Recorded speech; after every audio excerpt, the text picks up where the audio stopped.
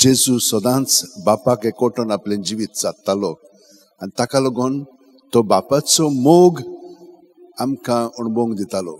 बाप पळयात, सगळीं आमी ताची भुरगीं. आमी तो देंवचाराच्या चोपक्यान पडलीं जाल्यार देव बाप आमकां जेजू सवें निवारता. पूण लोक भायल्यान कितें म्हणटलो? भायल्यान अशे भेदभाव करतात, तांकां तें बरें दिसना. खूब पाटी आमी बरें करता तें दुसऱ्यांक तांचे दोळे फुट्टा म्हणटा आमी, ते भाशेन जाता. आनी हे पळय फारिजेव आसात ते म्हणटा तो कितें प्रधानाच्या म्हणजे देंवचाराच्या हातून घोटायन तो देंवचार काडटा.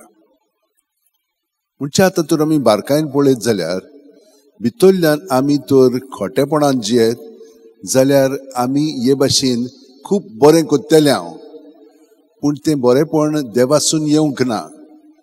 ते तपासणी करताली, पूण जेजून तांकां हे भाशेन उतर दिवंक ना, तांचे बरोबर आर्ग्युमेंट करूंक ना.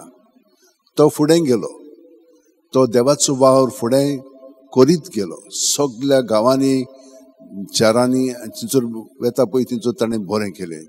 कित्याक ताणें पळयलो कितलो लोक हे भाशेन खरेपणान जियेना, खोटेपणांत आसा, पातकान आसात. आनी ताका लागून तो सदांच बापाच्या एकवटान रावतालो आनी ताचे मदीं ती शांती आसली आनी तिची घोटाय आसलेली. कोणाच्यान ताका आलोवंक जायनासलें. ताणें आपलें जिवीत बापा सोबें थिरायिल्लें. ताका लागून बापाचो मोग तो सगळो गोत लोकांक वांटतालो. आनी हे भाशेन आनिकूय वावराडी जाय म्हणून ताणें आपल्या शिश्यां कडेन मागात म्हणून सांगलें.